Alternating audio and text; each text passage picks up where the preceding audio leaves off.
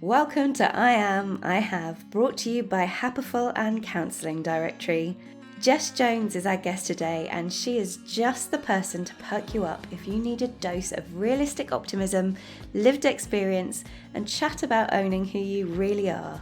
Before we start today's podcast, I'm going to sneak in a little reminder to download our free Happiful app. You can read all issues of our magazine whenever and wherever you want to, and find the help you need. Now you've had that reminder, here's Jess Jones.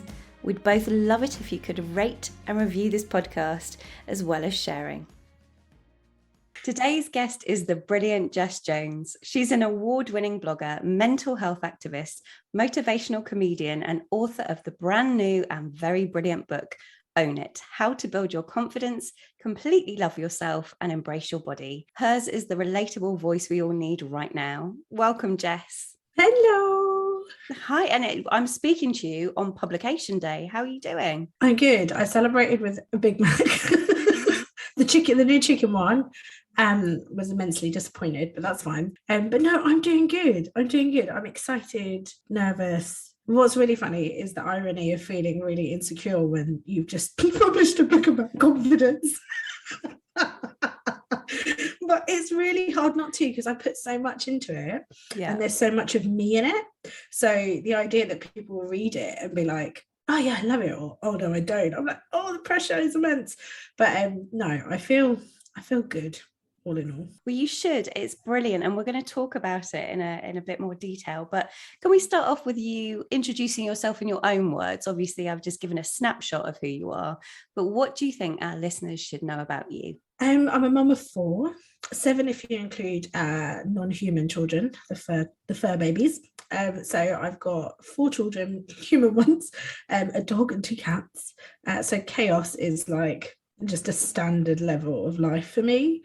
I've not always been confident though. I've been on a huge journey, and one that's not been very straightforward, but I think has been completely life-changing in so many ways, not just because now I've managed to write a book about it, but just in general, I think it's been a massive shift from being the person I was probably 5, maybe 10 years ago, who wouldn't really speak up in meetings, who probably was perceived as being confident, but actually it was all a bit of a facade to kind of hide the fact that actually I was deeply insecure.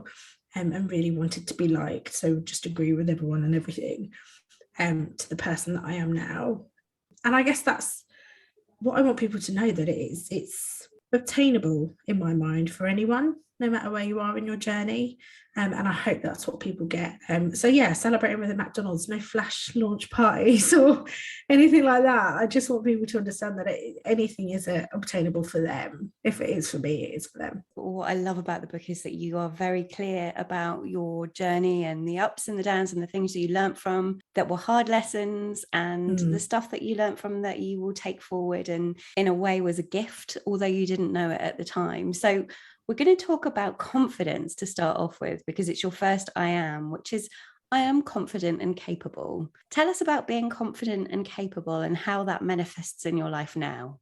I loved the I ams because they were kind of like mini affirmations for me to just remind myself. And for me, confidence and capability kind of go hand in hand, because a lot of the time we're capable of doing stuff. We're not confident enough to try to find out that we can, or that we've got the ability to do it. And I spent a long time in so many aspects of my life, whether it was in love, in work, just not feeling capable of achieving anything positive. But I look back and actually a lot of it was just because I didn't have the confidence to step into that or own it, or to excuse the pun, to own it. But there was no real get up and go about myself to really go, yeah, actually I can do this. So that's why they go hand in hand for me. So the confidence part is believing that you're able, that you can actually achieve something, and the capable part is that actually 9 times out of 10 we're all capable of doing it already. It's just believing that in ourselves, and then having the I don't want to use the word confidence again, but essentially having the confidence to try so that you can find out that you can. And I listened to a really good quote the other day that said, practice doesn't make perfect. Practice just makes you learn and get better at something. But there's never really any perfection in anything. And I loved that, because I thought, well, that's what I want people to have, the confidence to try and try again until they realize that they're capable of doing it, and then just take it from there. I love that. I love that idea. I mean, there is no perfection, but also in terms of confidence and capability, something that really stood out for me in the book was when you talked about confidence and courage as well. And it was something that I really underlined, because I'd never thought about courage in that way and confidence in that way, because I think sometimes people feel that they are enmeshed, that if you have the courage to do something, you must have the confidence to do something. But actually they're quite different, aren't they? Can you share a bit more about what you talk about when it comes to courage? The courage is being willing to try, isn't it? It's the bit of you that is brave, and kind of wants to. The confidence can sometimes be the, I guess, the affirm that I can do it now. I'm a bit more confident. I can do it. I can try it. I can go for it. But courage is really hard. And courage comes from such a place of vulnerability or fear, because we're always like, oh, I don't want to do that. I don't want to try that. I'm not going to do it. And then you kind of get the courage to do it. There's a really brilliant book called The Courage to Be Disliked. And I didn't ever get it at first. And I was like, well, that's just silly. But actually, it's about this really deep kind of lost words now, which isn't like me, but that really deep, I guess, acceptance that you're scared of something, but you're going to do it anyway. That's such a big thing, and being brave enough to try or even step into that. But they are very different, and it's really hard to articulate, and I hope people understand that when they read it, that they are two separate things, and you can be both of them, you can be one of them, but ultimately you can't have one without the other, which is even more confusing. But you can't be confident unless you've got the courage to try. Yeah, and for me, what I took away from that is if you have the courage, you can move forward. It did reframe for me what moving towards confidence could be, because sometimes we have that spark in ourselves, but we don't necessarily have the confidence. But it's almost like there's momentum there once you have the courage to do something and start the ball rolling. And in terms of confidence, how did you build yours? How did you move from a place of, as you said, feeling quite insecure and just agreeing with people, kind of people pleasing, to somebody who is absolutely owning it and talking about that confidence? There were a lot of times where I had to suck up the fear of failing, and a shame comes into it massively. And I think actually that's probably the biggest thing that stops so many of us doing so many things. And so for me, I had to really accept the place that I was in, and then let go of the shame that I attached to, if I fail at this, what are people going to think? And that's really, really hard, because I was a massive people pleaser. I'm somewhat a little bit still, because I don't think you ever entirely let go of that. But it was really, really difficult. And one of the things that I tried to do was kind of say to myself, who am I trying to impress? And actually, if it's just me, if I achieve this and I'm really pleased with myself, then is that enough? And if it is enough, then I should just do it anyway. And so there were a lot of moments of just kind of almost throwing myself into situations and scenarios and, opportunities that maybe I wouldn't have before, so that at least I could almost prove to myself that it was possible. And when I first started doing that, it was a bit weird, because I threw myself into it to almost prove to myself that I was going to fail, because I was so convinced I was going to be bad at something, or I wasn't going to be able to do it. So I almost put myself in situations kind of going, yeah, well, I can prove to myself that I'm going to fail, and then I can just leave that. And then actually, when it went particularly well, or something, I achieved something that actually I didn't think I would, it did the opposite and affirmed to me that actually I can do stuff. I'm going to be okay. So then I just try more things, and over time it built my confidence. But the biggest thing was letting go of the shame of, if I fail, what are people going to think about me? Because I think so much of not doing stuff is attached to, what are they going to think? Because it's one thing to fail privately, but to fail publicly, and public doesn't have to mean like on this huge platform. It could just be in front of your friends or family or children, or people you're connected to, or work colleagues. If you go for a promotion internally and you don't get it, everybody's going to know you didn't get it, so you just don't bother going for it at all. And all of those things are wrapped up in what other people think, and it just is so, it limits you so much. So the build up for me was actually putting myself out there, and then going, okay, or yeah, I could prove to myself I'm going to fail, and then actually being okay at it and going, right, okay, this is possible, and then doing it over and over again. I'm pretty impulsive, so I will just go for something and then just hope for the best. But it built my confidence over time. And there's some kind of internal reverse psychology in there, isn't there? It's like, I'll do this, but I know it's not going to work, and it does work. And then you build the stepping stones of confidence. And it is that courage, like you said, it's that courage to actually do something, even though there is the possibility that it won't work out and it might come back on you. In terms of confidence, are the people within your sphere that have helped you with confidence? Are the people you look to, or I guess people that you've met along the way that have helped?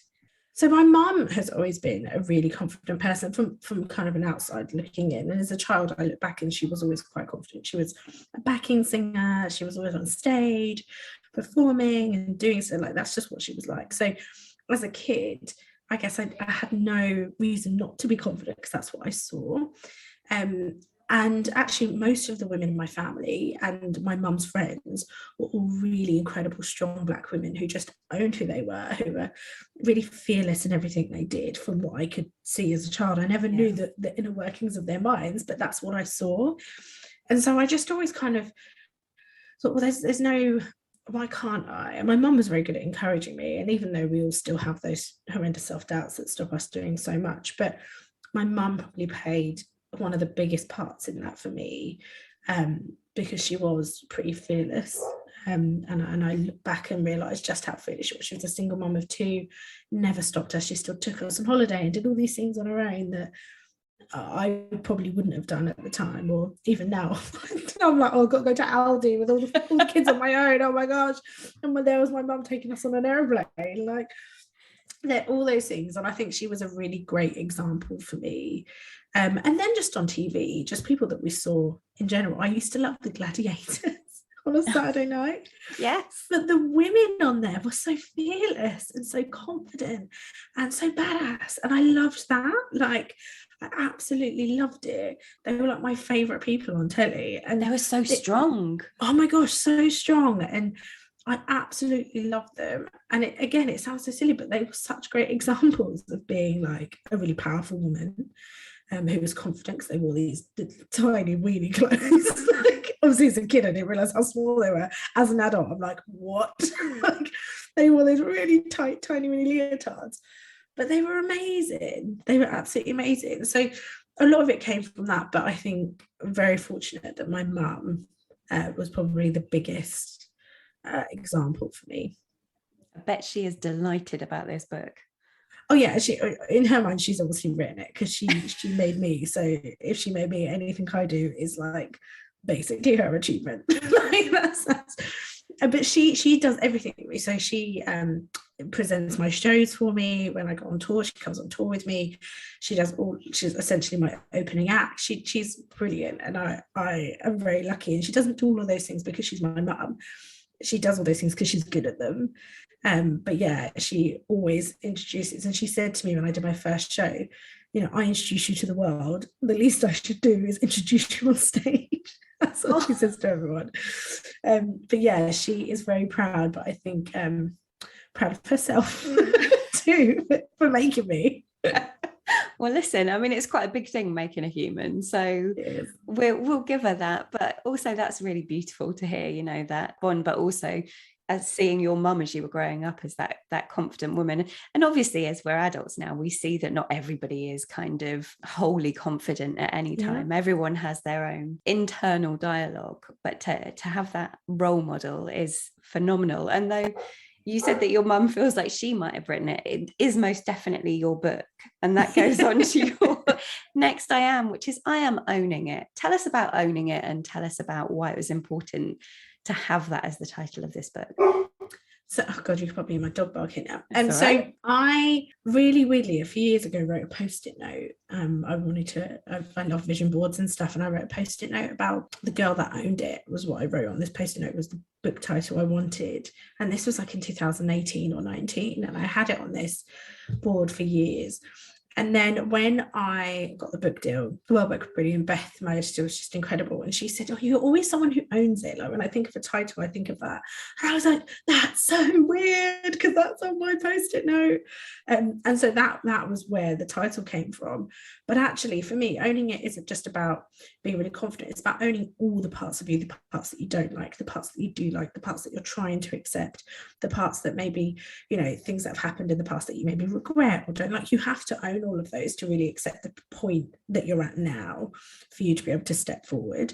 And so it's not just about owning it enough to wear a bikini or, dance in your underwear. Those are great bonuses, but actually owning it for me was I accept. It's almost another version of saying I accept who I am. I'm owning exactly who I am in this moment, and it's okay to be me exactly as I am right now, and that's how I'm going to move forward. So it was really strange that became the title, because it kind of fell into place. And actually, the more I see it, the more I realize I say it quite often. So it's worked out quite nicely. But yeah, it's, for me, it's not just about I'm going to own it and be fabulous. It's actually, no, I'm owning the parts of me that I'm not sure about, the parts of me that I don't like. When I refer to it, I particularly think about my motherhood journey.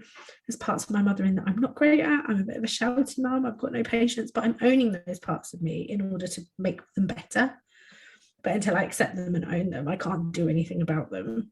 And so it's kind of all encompassing the whole 360 journey of kind of transforming your life. You have to own it first in order to feel accountable enough to make change. Yeah, absolutely. And, one of the things that I saw recently, and it is funny because when you're listening to this, you won't have a visual, but I've got 2 splodges of paint on the wall behind me. And I was like, I can't do this podcast talking to Jess and, looking far from professional. She just brought out a book. And then I remembered what you posted the other day about, sometimes we get caught up in the part of us that wants things to look like everything is, Instagrammable or, kind of done. And like I said, I look professional, but actually, why do we feel that way? And you were having a real journey that day. You were kind of interrogating, why do I feel like I need this? Why is that important to me? What is Instagrammable anyway? And I was really thinking about that too. Who is looking? Who am I doing this for? What is it about me that feels I can't show the messy, undone, not prepared kind of look? I mean, it's 2 splodges of paint on a wall, it's that's what I it must is. have made you feel better, because I've rocked up in my toddler's headphones. Like, I've got 3-year-old headphones on that are too small. I thought it was a brand choice, to be honest, because it's exactly your book's colour. It's the same colour as my book, but no, they're too small, and they're my kids' headphones because I couldn't find my headphones. But when I asked, I really got into this. I realised I wasn't posting a lot. And it's because every time I went to take a picture, there was just basically a pile of crap behind me in the house somewhere. Like, just there was a nappy stack or, just mess or laundry. And I just thought, oh, I can't take a picture of that. I can't take a picture of that. I can't do that.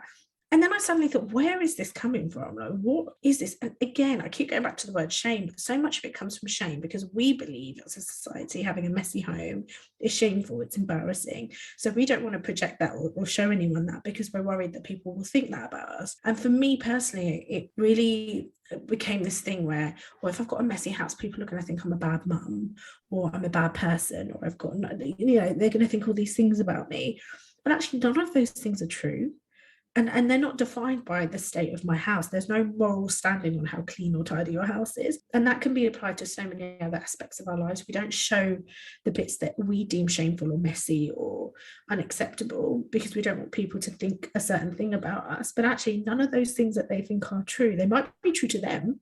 That's fine, but they're not true to us. And actually, it's your truth that matters. So do I think having a messy house makes me a bad mother? No. Okay, well then take a picture of the mess behind you. Then it doesn't matter if someone else thinks you're a bad mum, because you don't think you're a bad mum, and it's your voice and your truth that matters. Yeah. And so when I started to really dig deep as to why I thought that, I suddenly was a bit like, I really need to let this go and just take a damn picture. Like, it's really not a big deal. So the clothing pile that's been on my bed, and then the floor, and then the bed, and then the floor, and then the bed, which isn't that. Yeah, currently on my bed. Just take a picture of it in the background. Like, what is the big deal? Like, so what? And actually 99.9% of people were like, yeah, that's exactly what my bed looks like. that's what my house looks like. Exactly. Like, that's pretty normal. And so I realized it was so internalized about we're worried so much about what other people are going to think or how they're going to define us based on what we put out there. Whereas actually, you can't control what other people think, but what you can control is what you think. And so actually, do I think I'm a bad mother because my house is a mess? No, cool. End of story, full stop. That's it. Yeah.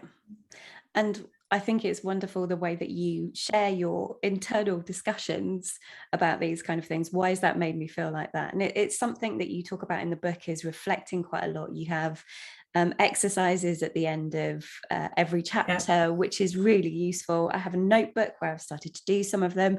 The letter to my younger self was emotional. It is. It's really hard, isn't it? It's so emotional, but actually taking a moment to think, why am I behaving this way, or what's behind that, really does help. And I wondered, have you always been like that? Have you always been able to stop and reflect, or is that a lot of work that you've done over the years, or just accumulation of, I guess, life? A bit of both. I think on a surface level, I've always been pretty reflective. I've always had a journal or diary, which hilariously I found my like 15-year-old diary when I was 15 the other day, and I was like, what the heck, like, who was this? I don't even know why I wrote half the stuff I wrote, and I almost found I was, at the time I was writing the diary almost like hoping someone would find it and, like, I don't know, create a movie about my life. Like, it was just so pathetic. It was hilarious. So I've been reflective in that respect, that I would always write down like what happened in the summer holidays. I think I wrote something about being at Thorpe Park and like the guy I had a crush on kissed me on the cheek. Like, just, it was just hilarious. So I was reflective in that way. But I think when I started going to therapy, that was a real learning, because I had to almost be taught how to really reflect, and not just reflect and relive or re-speak on what happened, but actually understanding why that happened and why that's then triggered a domino effect of behavior, or why I then behave the way that I behave, and can that be adjusted, and why I'm triggered in certain ways about certain things. So I think I've always been one to look back, but not necessarily look back in any depth. But I've really done that now, probably much to my husband's annoyance, because now I do it about him and I do it about everything. Yeah, so it's, why do we keep leaving our shoes by the door? What does that really mean? What is that telling us? How is that reflective of how you're feeling inside? I just left my shoes by the front door, Jess. Like, okay, grip. I try really hard to understand more about myself. And one key thing, and I wrote about this in the book briefly, but one of the things I look back on is how I felt about the people. So if I was particularly jealous or envious or bitchy or not very kind, or said unkind things about people behind their backs, which I'm not going to be embarrassed to say, that's just part of life. It's something I've done. But when I look back in those moments, I look back at what was going on in my life in those moments. And actually, I realized just how deeply unhappy I was, or there was something going on that was troubling me or bothering me. And so I realized that a lot of what I was saying and doing was a projection of anger and frustration that I was trying to put onto someone else. So looking back now, those things are really helpful for me to understand why I behaved in a certain way, so that when I maybe feel like that's coming on again, or I feel like I'm getting frustrated about something, I can actually take action to make that situation better, rather than fall into the trap of feeling like I was feeling before, and maybe present some particularly negative behaviours that aren't very helpful or resourceful for anyone involved. But I think you have to be open to accepting those parts of you, and owning those parts of you, and those moments in your life that maybe you're not so proud of or aren't so nice. And that's a really hard pill to swallow, because I found it really difficult to be really honest with myself about not being a very nice person at some points in my life. And I'm not condoning it or justifying it, but what I am saying is there was a reason for it, and what I'm going to do now is ensure that that doesn't happen again, so that I can't be someone who hurts someone else. And so that's, it's definitely become something I do more often now. And I think actually it's essential in really finding out more about yourself in order to move forward more positively. I agree, because sometimes what it does when you see a counsellor is that you can't avoid the parts of yourself that you don't necessarily want to look at. And while you were talking about that, I was nodding furiously, because I'm also a people pleaser.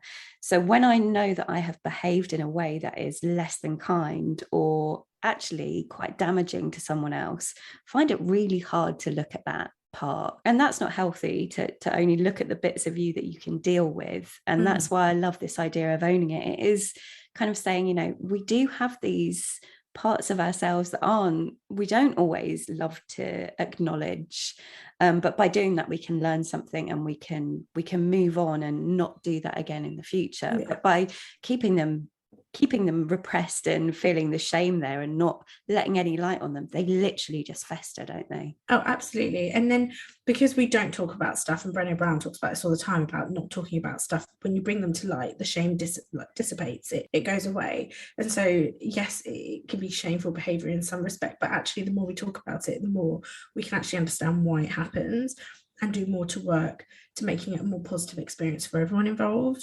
Because otherwise no one talks about stuff. No one wants to admit that they were horrible about somebody else. Or, you know, I can't imagine trolls go around going, oh yeah, on the internet sometimes I put horrible comments on me. Like, just they don't go to the coffee shop, or, you know, a school mum in the paper and goes, oh yeah, yesterday I left a comment on someone saying she looked like a fat cow. Like, no one's going to do that. They don't admit to that. No. Because there's an understanding that behavior is shameful. However, what if she had the time to really stand back and acknowledge, why am I doing that? What is making me behave in that way? And then acknowledging that is actually easier to discuss, to say, actually, do you know what? I'm in a really bad place and I'm projecting, and this is why I'm saying this. And actually, I need some help. I need some support. I need an outlet. And then that conversation suddenly isn't so bad. Yeah. But until we get to that point where people are comfortable enough to self-reflect and be more self-aware about why they're behaving in the way that they are, and owning those not so nice parts, we're not going to move forward. No. And that's what I hope for people to get. I think they will. And also, you know, the idea of a safe space, or like a journal and things like that, whether if counselling isn't for you, if you're not able to access counselling, the idea of actually writing something down and just getting the light on it on a page, you know, kind of saying, this is what I feel, this is, rather than keeping it inside. I don't think that can be underestimated. The idea of actually getting something physically from your head or from your kind of soul onto paper and looking at it in black and white can be so helpful. So I love those. I'm someone who loves a bit of homework. So it sounds like Isabella, my 3-year-old, she's nearly 4, but obviously her older sister has homework and she doesn't. So she was always like, I really want some homework. So I bought her maths books for Christmas, and she was like, homework. And now I'm laughing at you reading the book and getting to a challenge at the end of a chapter and being like, homework. But I wanted, do you know why I put those in there? Is because, one, I didn't want it to be an autobiography, because, like, who am I? Like, that's not. You're Jess Jones. That's who you are. Obviously, it's so important. Everyone at least know who I am and know my life story. But what is really important is you cannot change your mindset unless you take action. There's just that you're not going to be able to do it.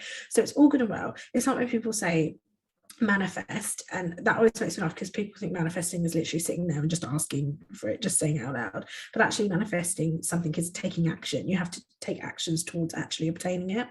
So the reason why I wanted to include challenges and exercises is because I wanted people to take action. So read a chapter, great, reflect on it, but actually, what's the next bit? Because I've read loads of books where they're brilliant and I read them and I'm all powered up for 2 minutes, and then I'm like, okay, what's next? There needs to be some action that's actually physically taken, that actually makes you do something, that makes you stop and think and reflect and do, and actually be able to change your mindset in some way. And without that action, nothing changes. Yeah. So I wanted to include those, so there are actually steps for people to take. Well, I think it's brilliant, and you're absolutely right. You know, it's scientifically proven. And I was reading Atomic Habits by James Clear. I love it. So I got it as an audiobook, but then I bought the book. So I did exactly the same. I had it as an audiobook, loved it, and then I was like, now I need to highlight it with a highlight pen. Yes. Oh, kindred spirit. Yeah, absolutely. Yeah. But he does talk about, you know, some people can kind of gather the information that they need. You know, they can read all the books, which it sounds like is what you're talking about. But unless you take action, you're not going to change a habit. You're not going to change a direction. You're not going to change a feeling. And I definitely highlighted that bit.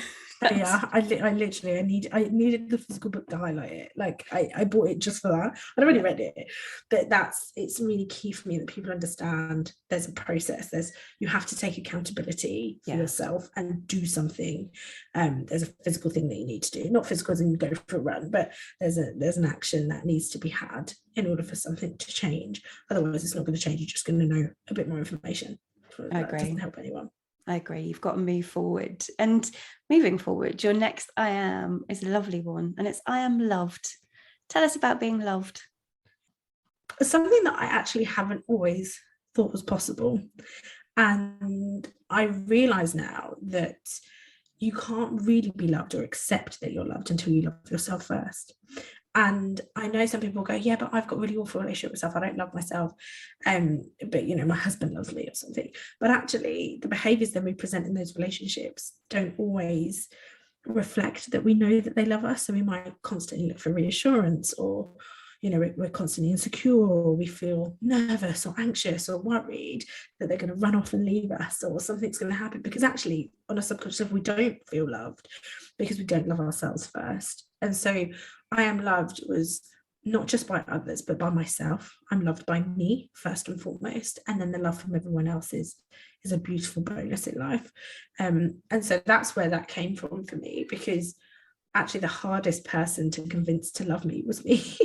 Yeah. It was me. It was pretty easy convincing my husband because I'm a hottie, you know. Yeah, it was easy. I was like, hun, you're going to love me and marry me. And he did. And your kids automatically, to some degree, love you because you're their mum. But actually, convincing yourself to love yourself is the hardest one. And it shouldn't be, because that we should be essentially leading by example. This is how I love myself, and I expect you to love me because I love myself at this level. And so I really wanted that to be my I am, because I think it's so much deeper than just I'm loved by my mum and my friends. No, most importantly, I'm loved by me, and it's taken me this long to get to that point, but it's the most important one. It is. And you know, you've talked in the book about along the way how you felt and times you haven't loved yourself, and I think it's not linear, is it? Loving yourself. No, and it can flip in and out of feeling that way about it and feeling okay, and different things happening in your life. And you talked about being your own best friend, and as something that's just come to mind is at the beginning of this conversation, I was telling Jess that I've just hurt my back because I fell off some roller skates. And I was quite brutal about about myself in that moment. Now I know it's funny, but I think some of us have got used to that kind of self-deprecation in a way. Is that the right word? Self-deprecation. Yeah. I was the worst at that. Because it's almost like that's what's inbuilt. That's what people laugh at. That's a kind of, it's a defense mechanism. Sometimes it's a way of forming a funny connection with someone, kind of downplaying something you've done. But after a little while, it starts to seep in. It's kind of insidious, and you start to see yourself in that way that you're projecting to others. Are you more careful now about the way you talk about yourself to yourself? Yeah, totally. And I think on some level as well, we say these things before anyone else can say them. Yeah. So I used to describe myself, for me now, fat isn't a negative word, but when it was for me, I would say, oh yeah, I look so fat in this, before anyone else could tell me I did. So you almost in some way laugh at yourself or are negative about yourself before anyone else can. So it almost softens the blow slightly, because if you do it to yourself, then it's easier than if someone else does it to you. And so that is something that I did for a very long time. And you've got to be so mindful. And a massive part of my journey was realizing how I spoke about myself, so that in the way that my children hear or see. And so for me, that was one of the most important things, was that they saw someone who spoke positively about themselves, because children will do what you do, not what you say. So you can tell your kids you love them a million times and they're amazing and they're beautiful, but actually if you're not presenting that, sometimes it's going to be hard for them to accept for themselves, because they've not seen you do that for yourself. And that's not in every case, and that's not to make anyone feel bad, but that's how I felt. And so I had to be really mindful about what I say to myself. And it's funny, because when I tell people my online handle, they immediately go with a really negative reaction. And this happened literally a couple of days ago. Someone said, oh, what's your Instagram? And I said, oh, the fat funny one. And she went, oh gosh, why you're not fat, why would you say that? And I went, yeah, I am. And she just looked at me I said, yeah, I am. But there's nothing wrong with that. And she was like, oh, no, I'm not saying that. I'm not saying that. And I was like, but that's the immediate reaction, is that it's negative. And I've had to really work on learning that that's not, it's just a descriptor. It's just, I'm fat, great. But I'm fat doesn't mean I'm ugly or I'm incapable or I'm this. It doesn't mean anything else. It's not negative. It just means I'm fat, great. But I'm fat and great and beautiful and funny and wonderful. And it's just another word to describe myself rather than it being something that be self-deprecating. So I think it's really important that we take time to really understand how we're talking to ourselves, because we would never in a million years talk to friends and family or our children in the way that we talk to ourselves. Yeah, no, I agree. Absolutely wouldn't. And I would be so upset if anyone talked to my best friend the way I talk to myself. Yeah. I would, yeah. I always think of my children, like if I do something wrong or I made a mistake, I'd be like, oh, you're so stupid, like no wonder why. Can you imagine if my poor 9-year-old said, Mummy, I made a mistake, and I went, you're so stupid, how could you do that? Oh, it's typical of you. Of course you made a mistake. Of course you made a mistake. That's what else would happen. Like you're bad at everything. But that's the kids are shy.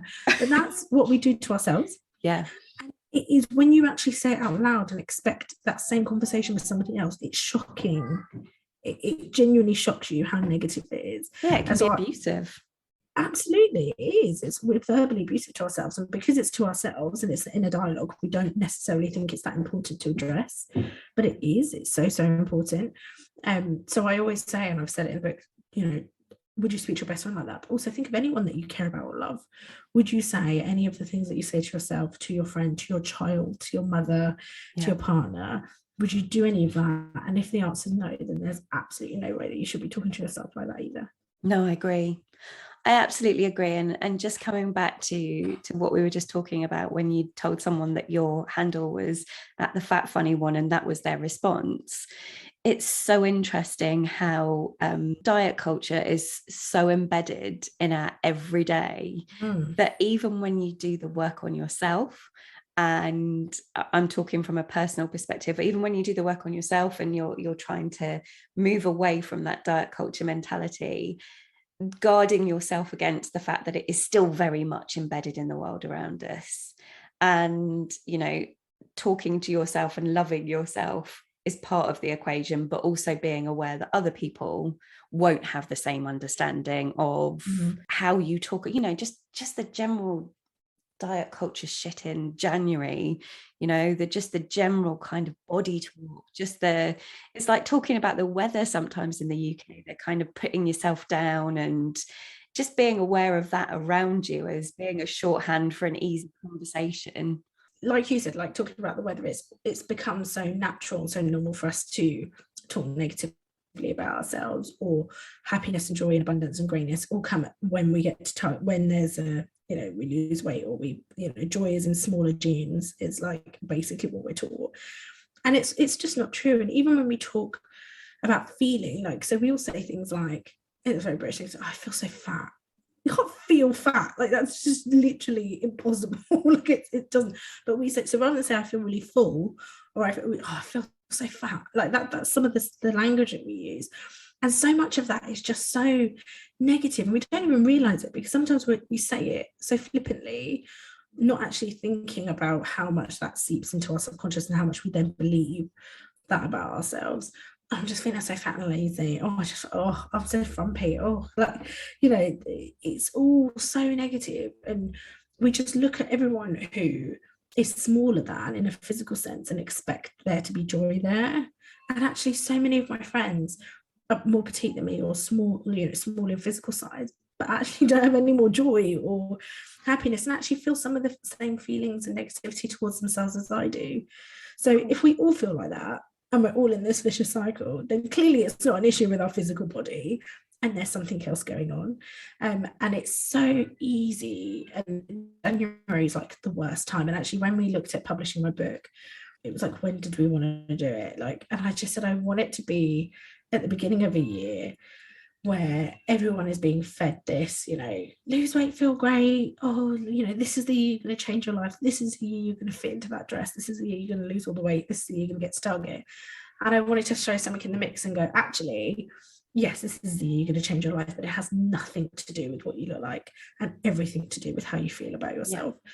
And I wanted to throw that in the mix. And I'm so glad it's now, because it's February. So everyone who's tried to, if you were anything like I was back in the day, you've done it for 3 weeks and now you're fed up and you're like, sod this. So now I'm coming in and going, see, you didn't need it anyway. Here we go. I agree. And it is about that, you've used those, we use words to mask sometimes what we're, we go to a shorthand, which is a tired shorthand and doesn't actually describe what's really going on. So what is behind that? Why are we feeling like we don't want to leave the house and see people? Why are we really feeling like we can't do something? Instead of just kind of using this terminology that's so loaded, but also says nothing. It says nothing. It doesn't really say how you're doing. It's just like you're drawing a curtain over something. What is really going on? And that's what I love about your book is you are asking that. You're asking people to really think, but in a really relatable way. So thank you. And I'm going to go on to your final one, which is I have everything I need to create joy and happiness in my life. Tell us more. I think we all feel like joy and happiness comes when, if, what if. And it's always when we get something else or when we do something else. And actually, for me, it was accepting that it's now. It can be now if I choose it. And it can be quite. There's this toxic positivity, isn't there? Put your big girl pants on and move on, and everything's fine. Just choose happiness. Blah, blah. Yes, okay, to some degree, but actually, it's not as simple as that, is it? Like that. That's ridiculous. But actually there is a choice to be made, and what I meant by that I have is that I have it within myself now. I just have to bring that to the surface and really understand it and move forward with it. It's not going to come when something else does. It can happen now, but I have to actively choose it and work on it. So it's not that, just put your big girl pants on or, just choose to be happy today. I'm not necessarily saying that, but what I am saying is that it's already there. The things that make up that joy and that happiness and that abundance in your life, you do already have. It's about bringing that to the surface and understanding it and using that every day. And it took a long time to understand that.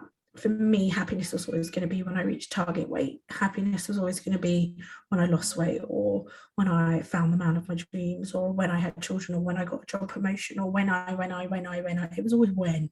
It actually had nothing to do with any of that at all. Because what if I didn't land the job or the man or get to target weight? What? I was just never going to be happy ever again in my life. Not particularly true. And so I had to really dig deep into understanding what I have now is enough. A lot of that came with, in the last chapter, I talk about my friend Emma, and a lot of the I have it already now came from her. She passed away. She had breast cancer. She didn't even hit 30. It was a massive loss for our friendship group.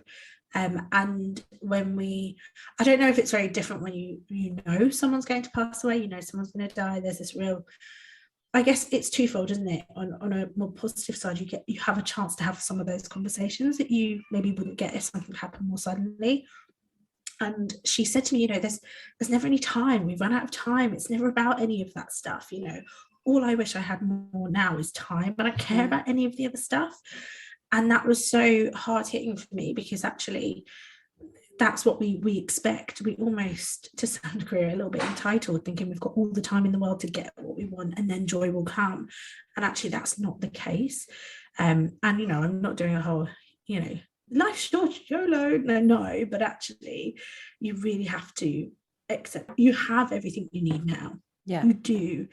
It's just about bringing it and understanding it and accepting it and owning it and using it every day to change your life, rather than thinking it's going to come when. I agree. And thank you for sharing that with us and about your friend Emma. And, that's a really strong, the future isn't promised, and we have to find what we have now, and that is enough.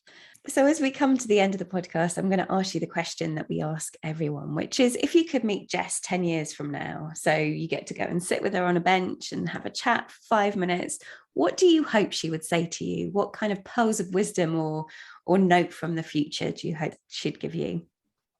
I love this because everyone always says like 10 years behind and you always give them, but actually I've never thought about ahead before. I hope that she would say your kids turned out all right. They're not in therapy like you think they need to be. You did all right, hon. Don't worry about that. Because I genuinely think every decision I make to the kids, I'm like, that's it. They just go to therapy. They're going to be so messed up because I messed up. But no, I from that perspective, from a parenting perspective, I hope that I'd look back and say you did all right. You know, they've turned out fine. You did great. But also that she would say your consistency and relentlessness to keep going, even when it all went a little bit wrong, is why you made it and why you got this far. Because I think in the moments where we almost feel like there's a stop, don't we? There's a wall. Oh, I don't want to climb. Oh, I don't want to get. Oh, forget it. It's not my lane or whatever. And actually, it can be. And I think I would say that to myself, is that there were moments that were tough. You didn't think you were going to get on the other side of that, but you did. But you needed to keep going. You needed to be consistent and you needed to be relentless in that. And those two things made it that you got to where I am. And that's a really great place. And you changed lots of lives. Like that's, and not in a really narcissistic, I'm the one who changed everyone's lives. Because actually, I think with writing a book like this, the hard part is the change doesn't come from what they learn about me. The change comes from when someone decides to do that for themselves. So they could read that book and say, well, I read it and nothing changed. But actually, it's because they didn't take the action that I'm explaining to make that change. So I hope that I look back and think the story that I shared was worth sharing. It was worth the vulnerability. It was worth the nerves and the 3 a.m. word count, trying to get to my word count. It was worth sharing maybe the parts of me that I didn't want to own or owned that weren't so nice, but I needed to share to help people understand. All of that was worth it because someone's read it and related to it and made an active change and has made their life better. But those changes will come from the people who read it, not necessarily from me, but I want to know that I was part of that and got to ignite some of that for them so that I know that it was worth the struggle. It was worth the heartache and the crying. From my very humble perspective, I just think it's brilliant. And I think you will absolutely do that. I mean, it's day one of it being out, and I look forward to hearing more from you on it and seeing people post it. And if you're listening to this and you've got Jess's book, please do give her a review and also tell us how it's helped you as well, because I think it's a really wonderful book. And it's always gorgeous to talk to you, Jess. We love you at Happiful and we're so delighted. And there'll be a piece with Jess in our 5-year anniversary issue of the magazine, which is issue 60. And that will be out in mid-March. So make sure that you get your hands on that. Jess, where can people find you if they want to find you online? So at the Fat Funny One, pretty much everywhere. So that's like Facebook, TikTok, Instagram. I'm scared of Twitter, so I'm not. It is hardcore, and I'm just not about that life. Like, maybe I need to reread my book and get the confidence to go on Twitter, because I'm like so scared of it. But on all the others, it's exactly the same. Just at the Fat Funny One is where I'm at, and on YouTube, and just that's it really. And then obviously, and the book is everywhere it needs to be. So Amazon, WH Smith, Waterstones, the bookshop, all of those good places. It's there, and yeah, that's where I'm at.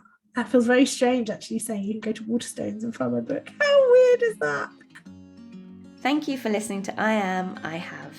Don't forget to rate and review this podcast, and please download the Happiful app to find mental health and wellbeing help in your area. If you're in need of immediate help, you can call the Samaritans on 116 123 or email joe@samaritans.org 24 hours a day, 7 days a week. Help is available. This podcast has been produced and hosted by me, Lucy Donoghue for Happiful. We hope you'll listen again soon.